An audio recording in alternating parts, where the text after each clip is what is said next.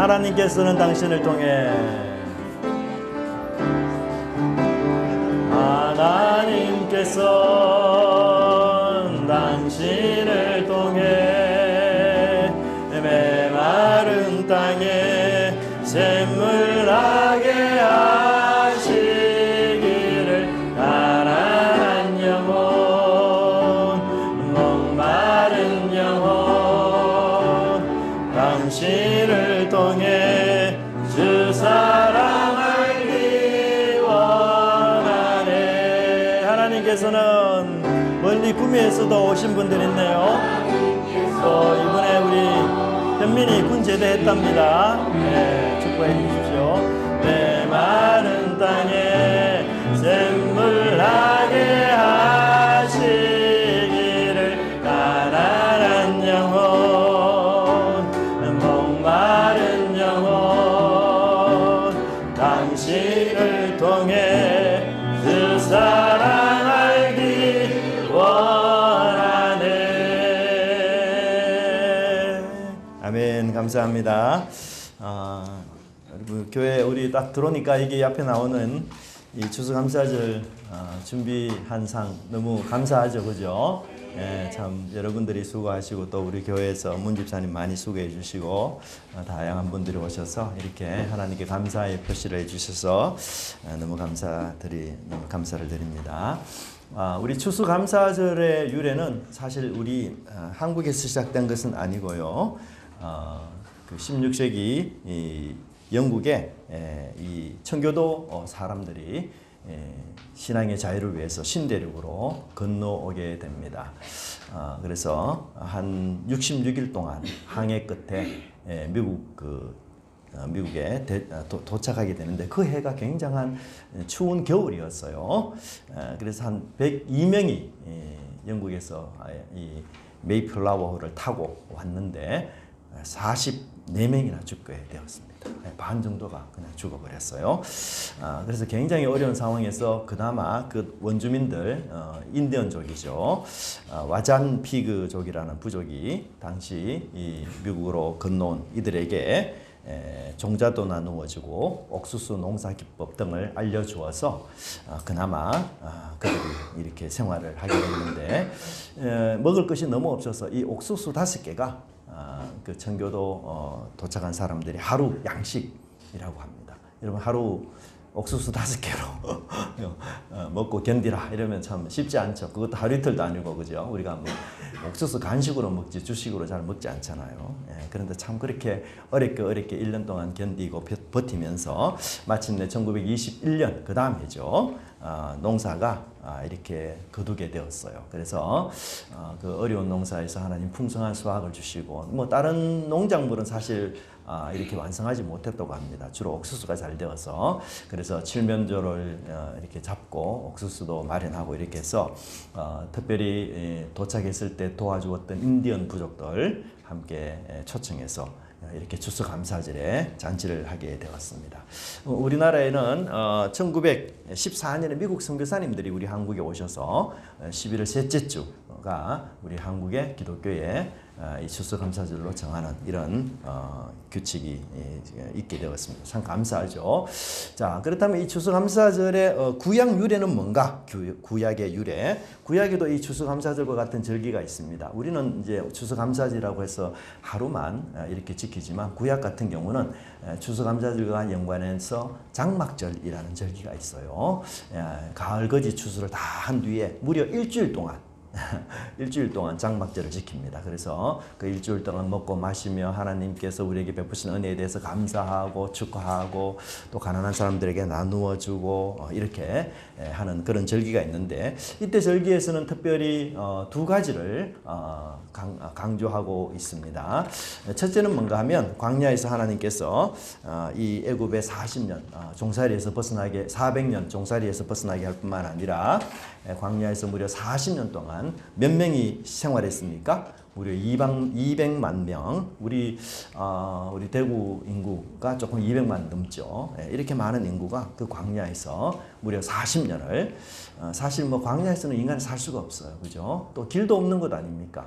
길이 안 보이죠. 그런데 하나님께서 구름 기둥과 불기둥이라는 내비게이션으로 길이 없는 곳에서 길을 안내하시고 만나와 매출하기를 길을 주시고 그래서 마침내 가나안 땅에 들어가도록 하신 그것이 너무너무 감사해서 그들이 7일 동안 하나님께 이렇게 감사하며 축하하는 그런 자리를 가졌는데요. 특별히 저는 이 본문을 보면서 참 놀랍다 그 생각이 듭니다.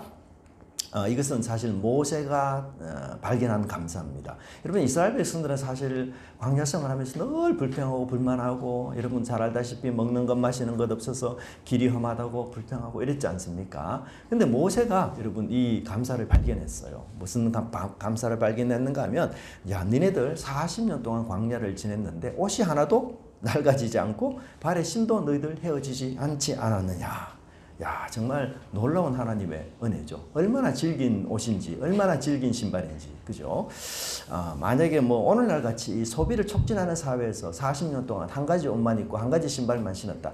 그럼 넌 가난뱅이구나 뭐 이렇게 우리가 이야기하고 좋은 의도가 아니죠. 근데 여러분 당시 옷과 신발을 구하는 건요 오늘날 우리 보석을 구하는 것 같이 굉장히 어려운 일이었어요. 근데 주로 누가 여러분 집에서 옷과 신발을 신경 써줍니까? 어머니가 다 그 역할을 합니다. 마찬가지죠. 대부분 우리 어머니가 자녀들의 그 신발 사이즈, 옷 사이즈를 알고 이렇게 관심을 갖고 구해주지 않습니까? 근데 이스라엘의 옷과 신발은 누가 관심을 갖고 구해주시죠? 바로 하나님이에요.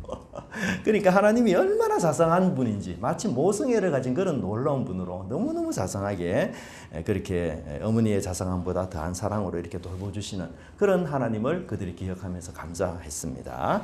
자, 두 번째는 뭐냐면 뭘 감사하는가 하면 바로 가을에 풍성한 소산을 주신 하나님께 열매를 갖고 감사를 드렸는데 이때는 반드시 가난한 이웃과 나누도록 하셨어요. 하나님께서 우리에게 풍성한 소산을 주실 때에는 반드시 가난한 몫을 함께 줘요. 이게 내가 노력하고 땀 흘리고 거두었으니까 다 내 것이다. 천만에 아니에요. 하나님이 그 가운데 가난한 자의 몫을 우리에게 주셔요. 그래서 우리 손으로 가난한 자를 돕도록 하나님 그렇게 하셨습니다. 그래서 오늘 우리 추수감사절 맞이해서 교회에서 떡을 준비했는데요. 떡 우리 개인당 하나씩 가져가시고 그리고 우리 한 오후 1시쯤 식사하고 그 떡을 좀 주변에 나누는 시간을 좀 가지려고 합니다. 그래서 한 80여 개 정도 이렇게 가져가셔서 우리 교회 주변에 보면 좀 어려운 분들이 좀 많은 것 같아요. 그죠? 삶이. 그래서 그분들에게 우리가 좀 나눠주려는 그런 시간을 갖도록 하겠습니다. 여러분, 우리 하나님을 믿는 신앙의 가장 기본이 뭐냐? 감사와 겸손입니다. 그죠? 이 감사는 겸손이 아니고서는 나올 수가 없어요. 그래서 사단 마귀가 절대로 할 수 없는 게 있어요. 뭡니까? 감사입니다. 감사를 못해요. 사단 마귀는. 왜? 교만하기 때문에. 그거 당연한 건데, 그거 내가 한 건데, 내가 잘해서 받은 건데 그게 뭐 감사하지? 이러면서 항상 교만하기 때문에 사단 마귀는 절대로 감사를 하지 않습니다.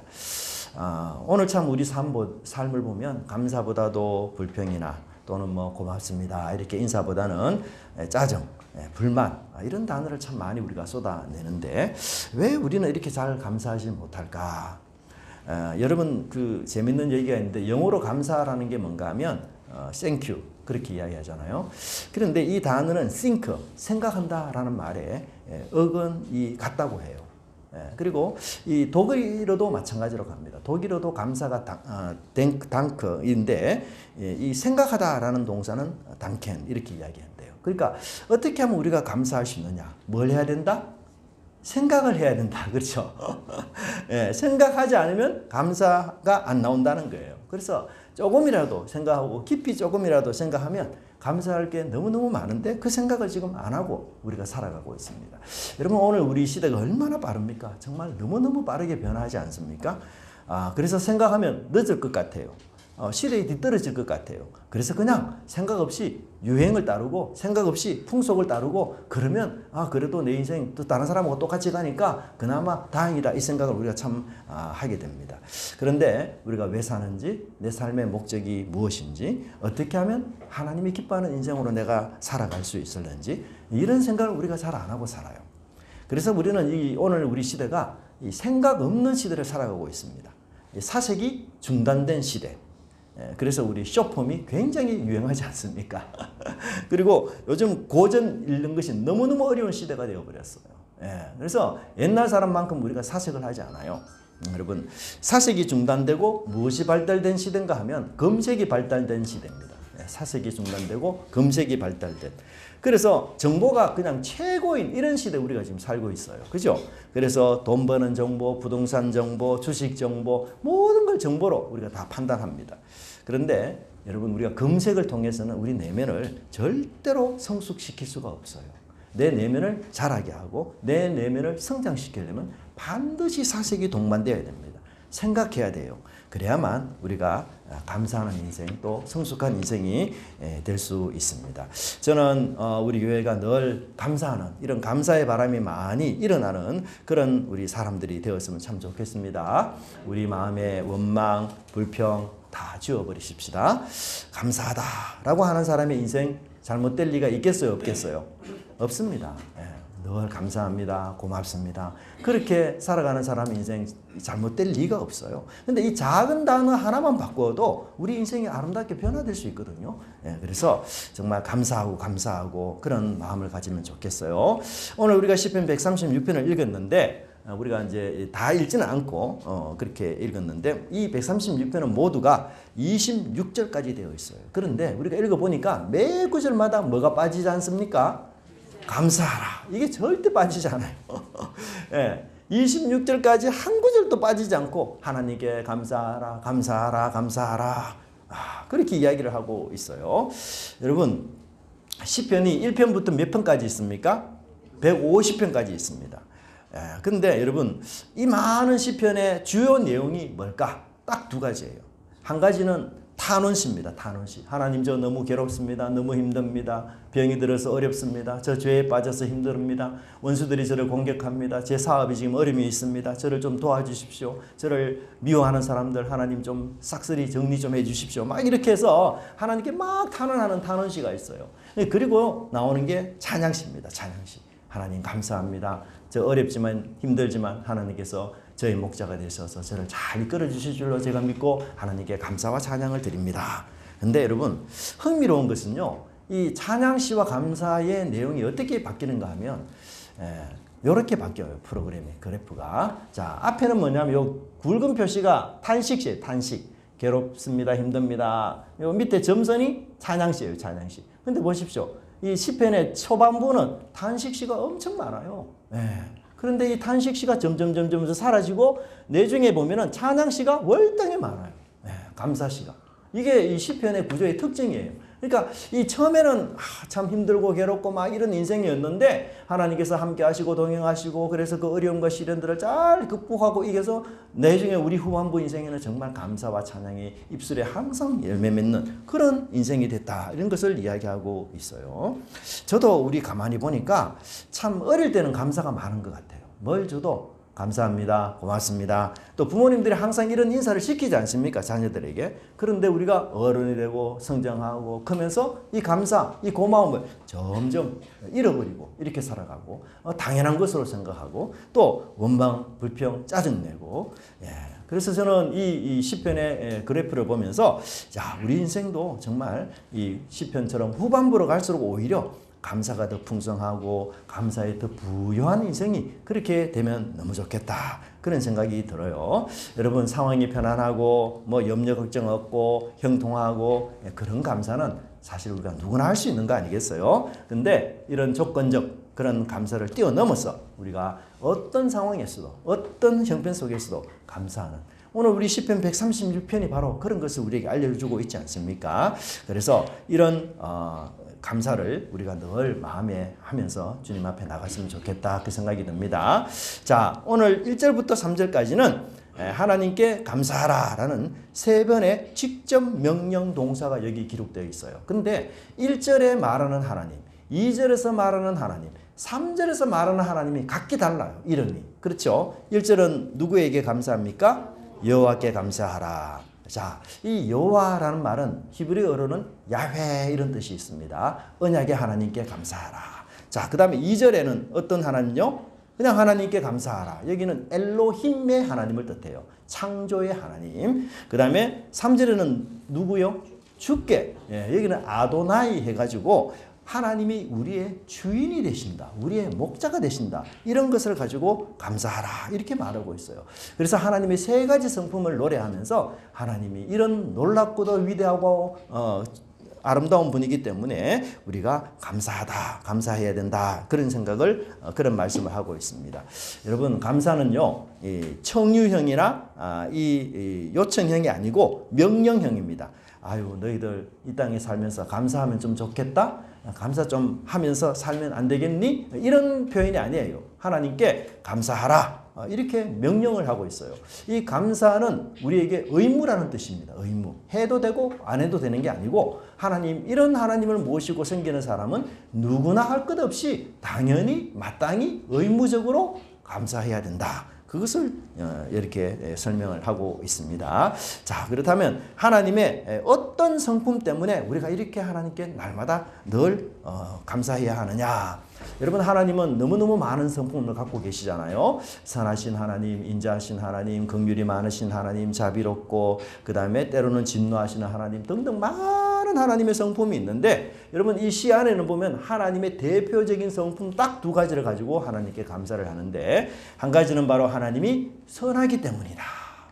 또 한 가지는 하나님이 인자하기 때문이다. 이 인자라는 단어가 헤세드라는 단어예요. 우리 교회 성가대 이름이 헤세드잖아요. 예, 너무너무 걸맞는. 우리 헤세드 찬양대는 무조건 뭐 해야 됩니까? 그렇죠. 무조건 감사해야 됩니다. 의무적으로 앞서서. 예, 헤세드 찬양대 우리 감사해야 돼요. 그렇죠. 그래서 하나님은 선하시다라는 이유 때문에 감사해야 되는데, 여러분, 우리 136편 1편을 다시 한번 같이 읽어보겠습니다. 시작. 여호와께 감사하라. 그는 선하시며 그 인자하심이 영원함이로다. 이 선하다는 말도 이 시편 136편 전체에 여기서 딱 한 번 나와요. 딱. 그렇죠? 자, 보십시다. 그럼 선하다는 게 뭘까? 선하다는 것은요, 관계 속에서 내가 상대방에게 호의를 가지고 대하는 거예요. 그죠? 상대방이 나를 무시하고 나를 거부하고 나를 멀리해도 나는 이 사람과 관계를 가졌기 때문에 내가 그 관계의 의무를 나는 다하겠다. 그래서 항상 충성된 자세, 항상 일관된 자세, 항상 신실한 관계를 유지하는 것이 바로 선한 것입니다. 우리 오늘 추집사님 기도 속에 이런 기도 있었죠. 친구들이 나를 배신했다. 그 배신한 건 뭐예요? 악한 거예요. 이 선을 깨뜨리는 거예요. 그러니까 배신하지 않고 일관되게 충성하는 게 뭐냐? 선하다는 거예요. 선하다. 그래서 여러분, 계약을 했으면 계약대로 실행하는 것, 이게 뭐예요? 선한 겁니다.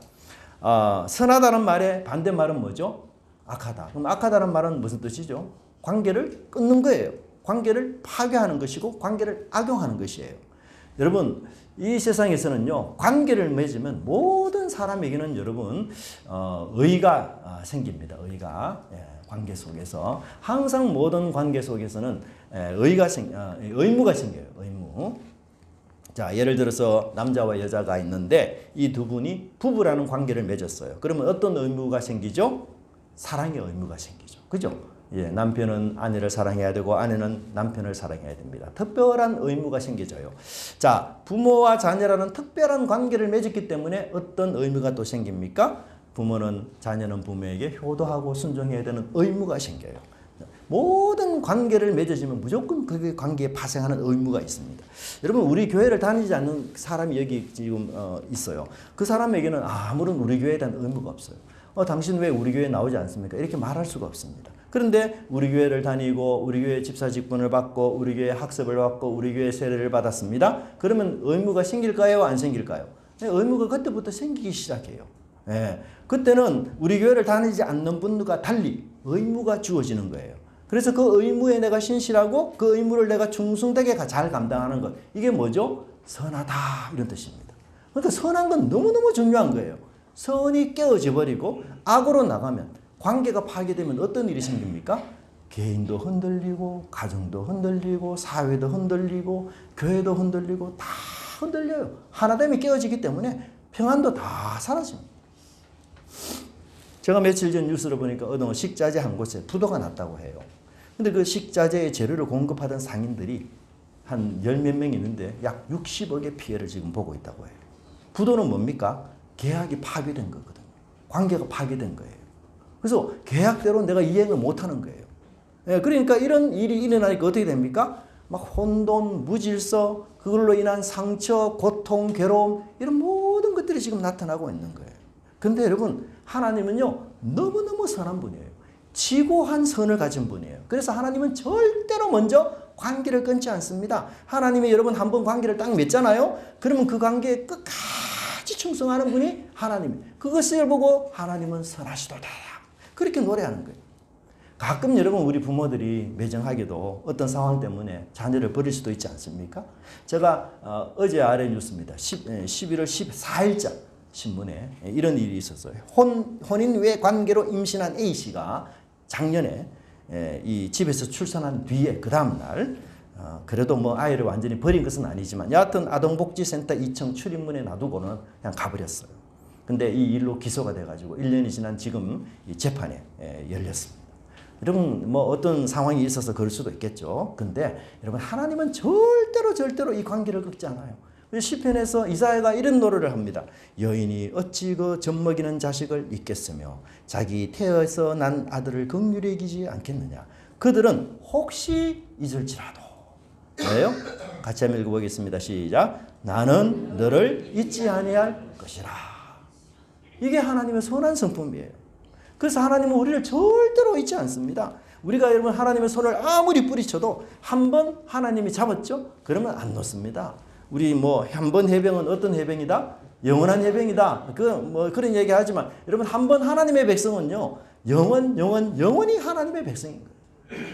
여러분 가끔 우리 자녀들이 막 부모의 손을 막 뿌리치고 힘을 다해서 부모의 손에서 벗어나려고 하고 막 이렇게 발광을 하지 않습니까? 애들이 한 번은 주원이 저하고 막 아침에 이렇게 씨름하고 할 때 뭐 힘을 다해서 막 나한테 이기려고 해요. 근데 아무리 힘을 내도 안 됩니다. 부모의 손에 어떻게 뭐 벗어날 수 있겠습니까? 그죠? 동일해요. 여러분 하나님이 한 번 잡은 손 결코 놓지 않아요. 하나님은 자기 백성이 여러분 얼마나 당자이든지 간에 얼마나 큰 죄인이든 간에 얼마나 무시무시한 악이든지 간에 얼마나 몹쓸 사람이든지 간에 하나님 전혀 상관하지 않아요. 전혀 상관하지 않아요. 왜? 하나님은 절대적인 선을 가지신 분이에요. 최고의 선을 가지시고 하나님은 온통 선으로 다 무장한 세상에서 가장 놀랍고도 가장 위대하고도 가장 높은 선을 가지신 분이요. 모든 선의 권능자이시며 모든 선을 보존하시는 분이시며 모든 선의 완성자이시고 모든 선의 모델이시기 때문에 하나님은 악에 대해서 절대로 두려워하지 않는 분이에요. 여러분 생각해 보세요. 최고의 선이 도대체 뭘까? 최고의 선. 최고의 선은요. 악을 이기는 선이 최고의 선입니다. 그렇지 않습니까? 악을 치료하고 악을 회복하고 고치는 선, 그것이야말로 최고의 선이에요. 그래서 이 세상의 그 어떤 악랄함도 절대 선을 가지신 하나님을 이길 수가 없어요. 그러니까 하나님은 너무너무 여유로운 거예요. 우리는 악이 왔을 때 너무너무 긴장하고 침체되고 실패하고 힘들어요.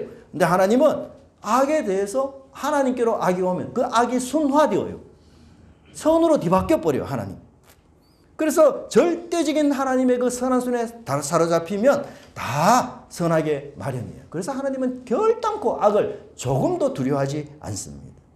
여러분 관계 파괴가 일어나는 곳에서도 하나님의 선한 역사가 일어나면 관계가 회복이 되고 정상이 되고 하나님 하나 되게 하시는 거예요. 여러분 죄인 중에 괴수요 죄인 중에 우두머리다 라고 외쳤던 사람이 누굽니까? 사도 바울이 아닙니까? 그 악한 바울을 하나님의 다메섹 도상에서 선한 손으로 한번 탁 잡으니까 어떻게 됩니까? 그 인생이 바꾸어져서 하나님의 선한 복음의 일꾼이 되지 않았습니까? 여러분 사도 바울이 자기를 어떻게 고백하는 줄 아세요? 내가 예전에는 비방자요 박해자요 폭행자였으나 바울이 여러분 성격이 대단한 사람입니다. 네, 정말 대단한 사람이에요. 기분 나쁘면 폭행까지 하고요. 그냥 박해하고 비방하고 사람 고문하고 그런 사람이었어요. 비밀 경찰처럼요. 예, 그런 아주 날카로운 사람이. 그런데 그가 여러분 하나님께 사로잡히니까 어떻게 됩니까? 선의 도구가 된 거예요. 저는 우리 세상에 악의 종합 선물 세트가 있는데 그게 바로 전쟁이라는 생각이 들어요. 여러분 전쟁 일어나면 참 얼마나 무섭습니까? 정말 내 생명은 정말 안전할 수 있을까? 이 지구는 진짜 평안할 수 있을까? 멸망하는 것은 아닐까?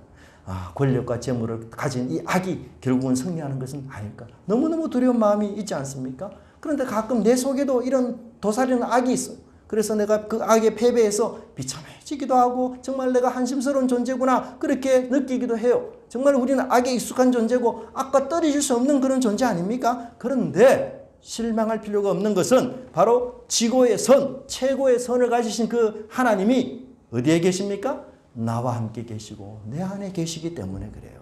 그래서 하나님의 선은 결국 악한 나를 완전히 지배하실 거예요. 악에서 승리하신 그 십자가의 은혜가 결국은 나 안에 흘러 들어와서 나를 선한 존재로 하나님께서 창조해 나가실 것을 우리는 믿어야 합니다. 여러분, 바울은 이런 하나님의 선한 역사를 어떻게 노래합니까? 바로 하나님께 그 뜻대로 부르심을 입은 모든 자들에게는 모든 것이 합력하여 무엇을 이룬다고요? 선을 이루느니라. 얼마나 놀랍고 위로와 감사를 주는 말입니까? 하나님의 선한 성품을 기필코 담게 만들겠다. 하나님 그렇게 이야기하는 거예요. 여러분, 여기 협력하다는 말 굉장히 중요한 단어입니다. 이 단어는요, 의사들이 사용하는 단어예요.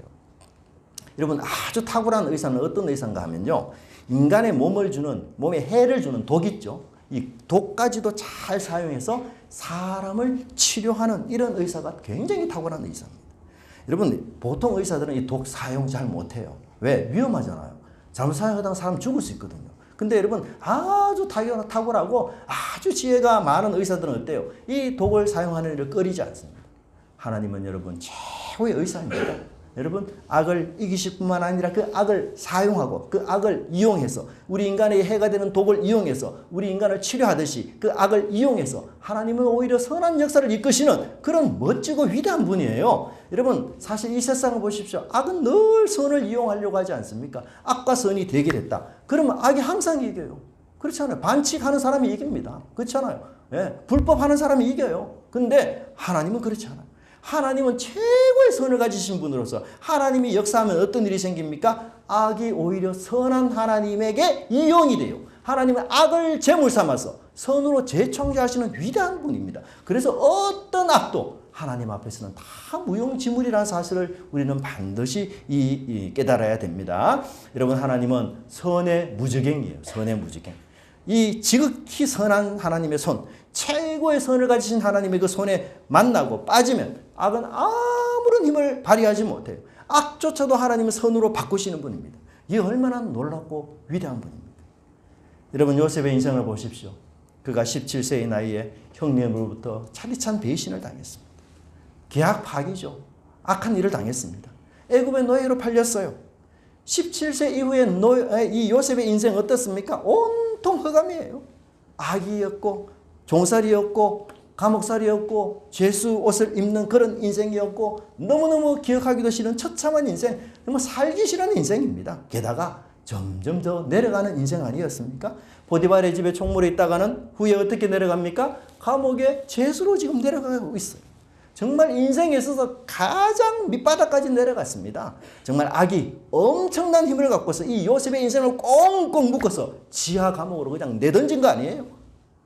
여러분, 요셉의 인생 이렇게 끝나고 마는 것일까요? 아니에요. 최고의 선, 지고한 선을 가지신 그 하나님이 요셉의 인생에 간섭했어요. 그러니 어떤 역사가 일어납니까? 선한 역사가 일어난 거예요. 선한 역사. 같이 한번 읽어보십시다. 당신들은 나를 헤아려 하였으나 하나님은 그것을 선으로 바꾸사 오늘같이 많은 백성을 생명을 구원하게 하려 하셨나이다. 얼마나 놀랍습니까? 얼마나 위대한 일입니까? 하나님은요, 악에 빠진 요셉도 얼마든지 선하게 인도하시고 역사하셔서 요셉을 많은 생명을 구하는 선한 일의 도구로 하나님이 사용했던 것 우리가 기억하시기 바랍니다. 여러분, 하나님은요, 악조차 아무런 문제가 되지 않는 분이에요. 하나님 악을 두려워하는 분이 아니에요. 악에 물러서는 분이 아니에요. 오히려 하나님에게 악이 오면 악은 흡수되어서 선으로 바뀝니다. 예수님의 사역이 그런 사역 아니었습니까? 예수님께 죄인이 왔을 때 죄인은 의인으로 바뀌었어요. 예수님이 환자들이 왔을 때 환자들이 병나은 사람으로 바뀌었습니다.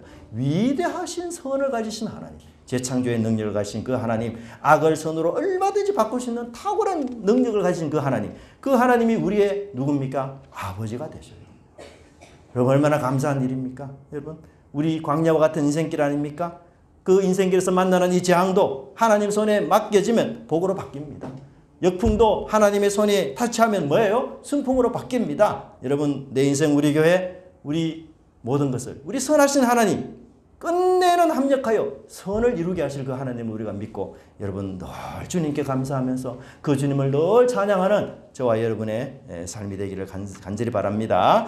이 시간 우리 감사 찬양 한번 같이 한번 하도록 하겠습니다.